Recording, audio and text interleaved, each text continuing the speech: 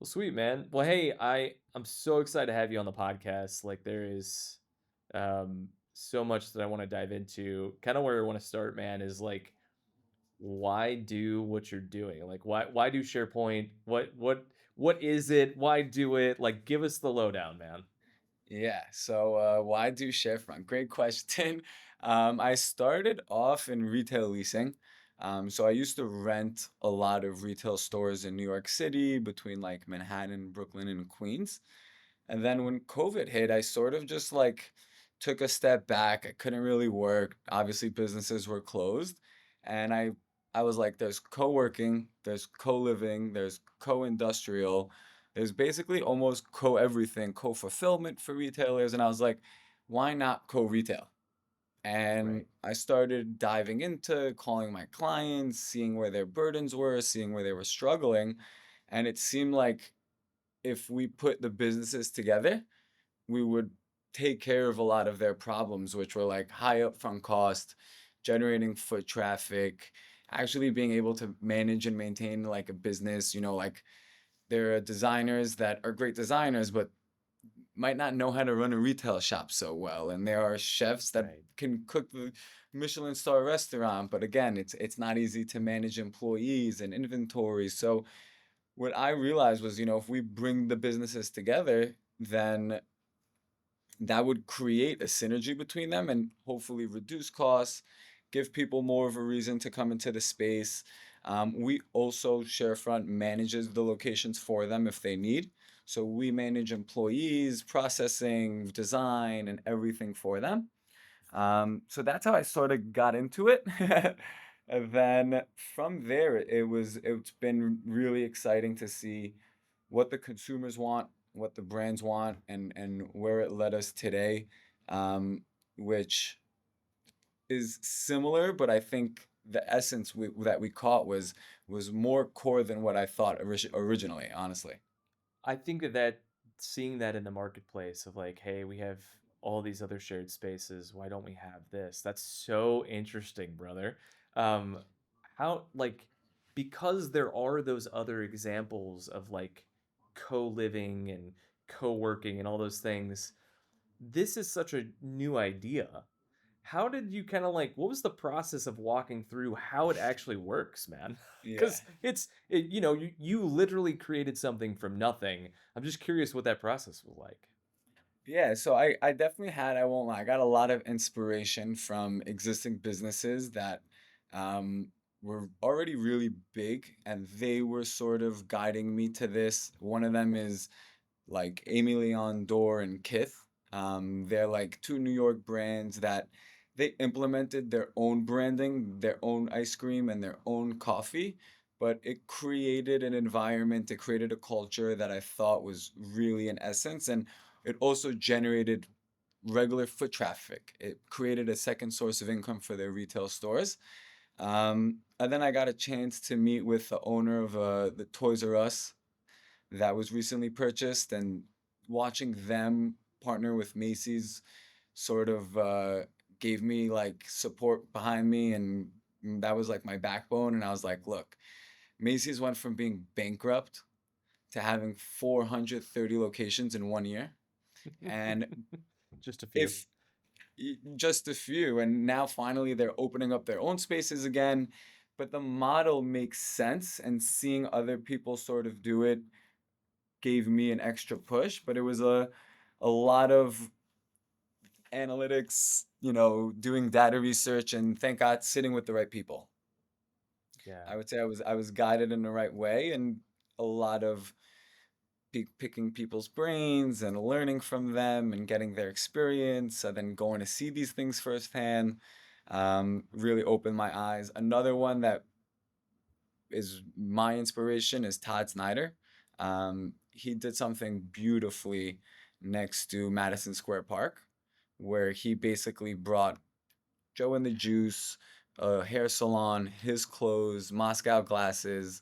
He had a tailor in the back, and then like Mendez boxing. Like he was bringing everyone under one roof, and that sort of allowed me to start trying, and we had started with some pop-ups, successful. We took a 3-month space, was successful, and then we jumped in. I love it, man. I love it. Okay, so what would make a brand or a company say, "Man, I am going to do Sharefront instead of opening up my own location and doing that"? Like, what kinds of brands and products are you attracting into these opportunities, and why would they pick this instead of doing something more traditional? The brands that we've been following with and connecting with most, I would say, would be like international and direct to consumer online brands. They seem to have the biggest hurdle to access retail and really get into retail. It is a heavy lift. So Yeah. that we've been very successful with, and thank God. And then how to adjust it and how we worked with them was really why not take a traditional space? Um, I give the example, and it could be silly sometimes, but it's like you know someone from their five best friends, Yeah. right? And I think today retail is not just a garment, it's not just a piece of clothing, it's not just, the example I give is like North Face became North Face because they kept you warm. Right. They were like, that was the jacket. It was like, oh, we got this puffer and it's going to be warmer than everything. Today, it's not about the necessarily the functionality, but it also is about who you're connecting to and what that portrays. So I think that's created a new model for people, and they realize like if we work with the right brands and we partner with the right brands, then it would be more of a synergy, and that will elevate the experience for the consumers, for the shoppers. Yeah. And we've been seeing it more and more, for I would say emerging or already like established brands. So when you're interacting with these brands that are coming in, they're like whether they're international, they're domestic, whatever. How are you finding them, or how are they finding you? Like how are they kind of being like, yeah, man, like this is it. This is what we're supposed to be doing. Yeah. Yeah. What's your approach to getting more brands to engage with you guys? So to start, to get the brands was a big hurdle. I won't lie, because we were selling something new. So everyone's like, "What is this? What is this? What is this?" So we sort of approached it. I approached it in a way of I had a vision in my head, and I said, "This is what we're gonna create." I was eager and hungry for a couple brands that we were successful enough to work with, like Black Paris, like Inimigo. So I've been chasing brands for probably a year and a half, 2 years, sending them different designs, working with architects, designers, retailers over here, introducing each business to each other so they know who they're working with, and just being on top. I would say like the first four brands that we signed up sort of came up to me and were like, "You're crazy. You've been chasing us for a year and a half. Like, let's give this a shot." One of them, I had to. I'll never forget this. He was in Vegas. He's from Portugal, and he was like, "Hey, I'm gonna be in Vegas if you want to meet." I was like, "I'm gonna be there. I'm coming just for you." Wow. Waited maybe an hour and a half beside his booth for him to just finish his day. And I was like, "We're going to lunch. I'm taking you out." It was like 4 Wow. p.m., lunch, dinner. We ended up sitting for 2 hours, got a couple of drinks. The next day, he's like, "I'm in." And from there, That's great. once once we established the physical location in Soho, I think brands started to see what we were doing, and that created a lot of organic traffic for us. So from that, almost it became more seamless of neighbors coming up to us, business owners walking in, seeing what we've created, and just being intrigued and wanting to learn more. So once you get the customers that or the brands to kind of partner with you, then there's the next task, which is getting foot traffic and getting people to actually come into the locations. How are you working with brands to do that? Because it seems like there's mutual benefit there for you to really make sure that customers are coming in, engaging with the brand, but also it's the brand that should be driving traffic. Like how does that kind of work and how does that play out? Yeah, so what we realized was the to optimize social media the best way possible is allowing the brands to push the marketing. They one, they've been doing this for much longer than I've been in business. A lot of these brands have been around for 7, 8, 10, 15 years. And if we realize that if each one is marketing individually, then you have a 5x multiple, right? So just to give like a live example was we're working with a Nimigo that had, I think, about 30,000 followers on Instagram. When they share, they're contacting they're sharing our address with 35,000 followers. Then we have Black Paris that has 2 million, and they're sharing the Wow. exact same address with 2 million followers. So the marketing power sort of becomes for that address becomes 4 or 5, depending on how many businesses and their scalability. But that's how the marketing sort of plays out. So your exposure as one brand, and you're keeping your marketing budget, you're just now reaching a whole new criteria of people that you might not have ever gotten. So we really drive the businesses to market online, also on their websites to write a physical location. Um, like in New York and on their websites for people to go visit. And then we try to do a lot of events and partnerships for them. So we host fashion shows, we hosted opening parties, we've hosted concerts, we've worked with like Sway Lee, and we've created a lot of events and partnerships to also generate traffic and create sort of a community for the people coming in. I love that, man. I love that. So, are you finding whenever you're putting these brands together, are you trying to find like complementary brands? Are you trying to find competitors? Like, what's kind of the makeup that you're looking for when you put these brands together in a shared space? Yeah. So before anything, we built a technology, which is in like the sharefront.com website. And it's basically built to bring the most compatible, but not competing businesses. So we don't want to dilute any of the brands that are in the space. And we always want to make sure that not only their product might be, their consumer might be similar, but also their aesthetic and their beliefs. So we have a questionnaire similar to Google and Instagram when you're doing a target audience approach. And we make sure that everyone's target audience is very aligned. Then we go through the aesthetic and the design with them to make sure that it all fits. So we want everyone to be complementary, but not competing. So we'll only Yeah. have one shoe brand, one coffee, one clothing. So everything will sort of be a missing piece to each other. It feels like in some ways, I know that it's not the same, but it feels like you've taken like the idea of a department store, shook it up, and like repackaged it. Is that a thing that you've thought about before? I'm sure it is.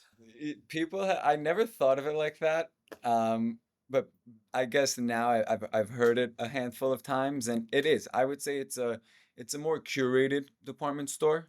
Like Yeah. sometimes myself, like I'll walk in and I catch myself either getting overwhelmed or only just to one section of the store, Yep. and I tried to, I guess what this is we've taken the synergistic brands within that and included like a food and beverage and service aspect to each location. So retail is, consumer based, but a food and beverage will bring in daily traffic, and service sort of creates like that loyalty and that consistent customer, whether it's a barber shop or a tailor or we have a podcast studio. So we try to implement a little bit of everything into it. As you kind of, one of the things that happened during the pandemic was, a lot of major cities, storefront locations, just retail locations kind of have disappeared, I mean, and it's been uh, just a trickle down effect of people not going into the office as much anymore.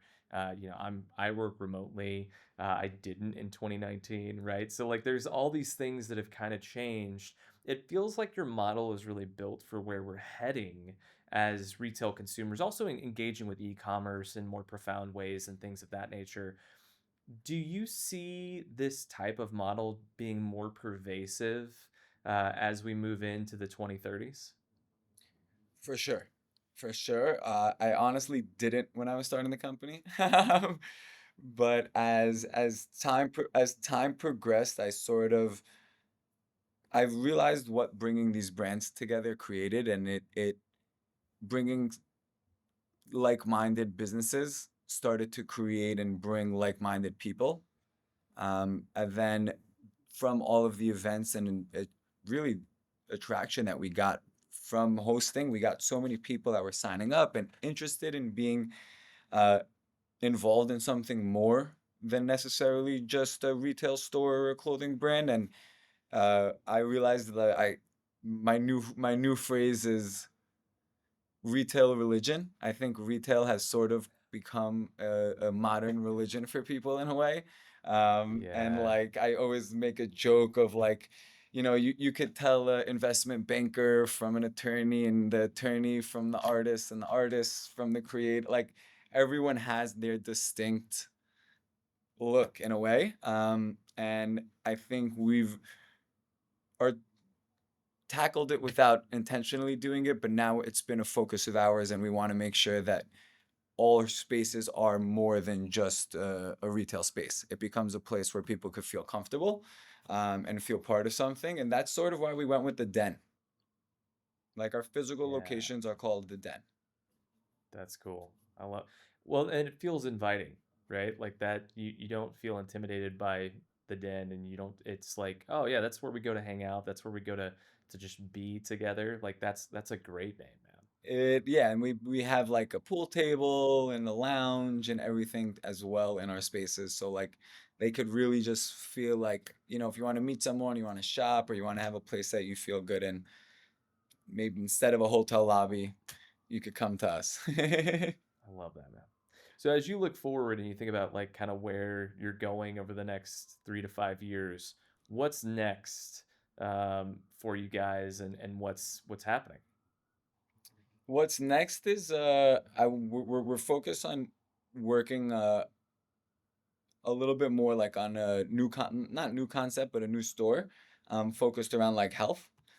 So we want to bring a boutique gym, a juice company, a nutritionist, and more of like a self-care, health-focused retail space, which I think is another trend that, people are getting into, and I think it would be an exciting, fun way to tap into the market, especially in retail.